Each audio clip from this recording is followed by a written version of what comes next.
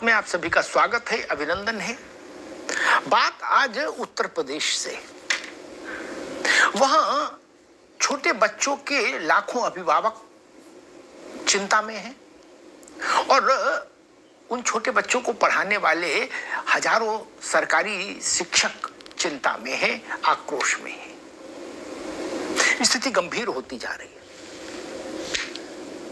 दरअसल राज्य शासन ने एक आदेश निकाला बेसिक शिक्षा विभाग ने, जिसमें यह कहा गया कि जिस बेसिक शिक्षा के प्राइमरी स्कूल के में जिसमें 50 बच्चे से कम हैं,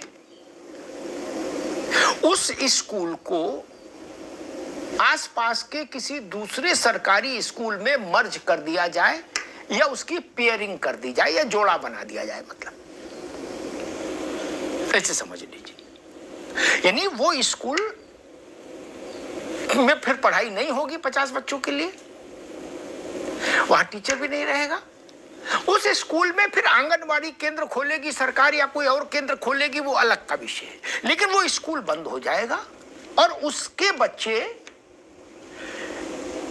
पड़ोस के स्कूल में, निकटवर्ती जो भी सरकारी स्कूल होगा बेसिक शिक्षा का, उसमें ट्रांसफर हो जाएंगे। ये एक बात आई। बेसिक शिक्षा विभाग ने एक परिपत्र जारी किया, एक आदेश जारी किया और कहा 30 जून तक पूरे प्रदेश में इसकी एक लिस्ट बन जाए। मोटा अनुमान है कि 5000 से ज्यादा स्कूल इसकी जद में आएंगे, इसकी परिधि में आएंगे, इस नई व्यवस्था और नई व्याख्या की उसमें 5000 से ज्यादा। अब हंगामा मचा है और हंगामा कई कोणों से मचा है। हम इसमें राजनीतिक टिप्पणियां हटा भी दें कि पक्ष क्या कह रहा है और विपक्ष क्या कह रहा है, तो भी अध्यापक और अभिभावक, ये दो पक्ष तो बड़े हैं और ये नॉन पॉलिटिकल पक्ष हैं। और एजुकेशन में ये दो सबसे बड़े स्टेक होल्डर हैं, इनकी बात सुनी ही जानी चाहिए। तो अध्यापकों का जहां तक प्रश्न है, वो इस बात से आंदोलित हैं, इस बात से आक्रोशित हैं कि स्कूल बंद करना विकल्प क्यों माना जा गया। इसकी जगह इस बात पर जोर क्यों नहीं दिया गया कि जिस स्कूल में 50, जिस सरकारी स्कूल में 50 बच्चे नहीं हैं, वहां 50 से ज्यादा बच्चे नामांकित कराए जाए। बेसिक शिक्षा में लगातार बच्चों का नामांकन घट रहा है, उनकी संख्या घट रही है, क्यों? दूसरा, एक व्यवस्था है कि सरकार बेसिक शिक्षा के सरकारी स्कूल में, प्राइमरी स्कूल के एक निश्चित दूरी तक किसी निजी प्राइमरी स्कूल को अनुमति नहीं दी जाएगी। अध्यापक कह रहे हैं कि इस नियम का उल्लंघन पूरे उत्तर प्रदेश भर में धड़ल्ले से हुआ। निजी स्कूल को सरकारी स्कूल की बगल में अनुमति दे दी ताकि सरकारी स्कूल धीरे धीरे धीरे धीरे दम तोड़ने की स्थिति में आ जाए।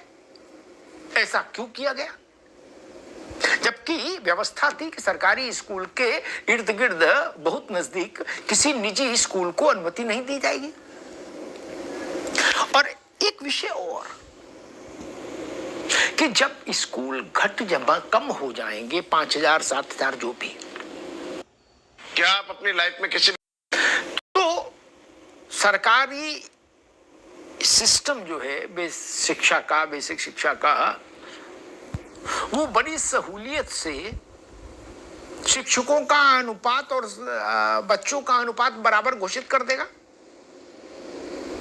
और फिर इसका एक भविष्य में असर ये भी, जो अध्यापक कह रहे हैं कि भविष्य में अध्यापकों के पद घट जाएंगे,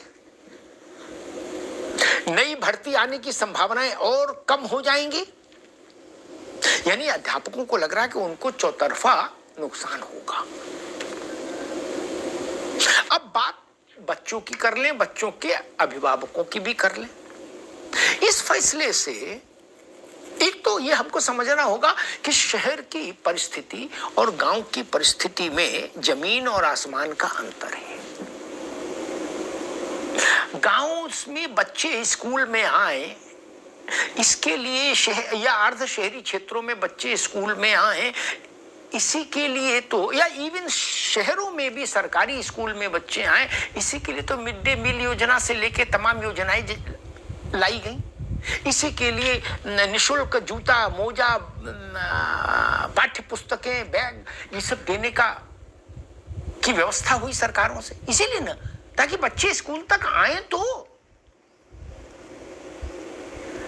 गरीब आदमी, सीमित संसाधनों वाला परिवार बच्चों को महंगी शिक्षा नहीं दिला सकता, ना दूर भेज सकता, दोनों बातें।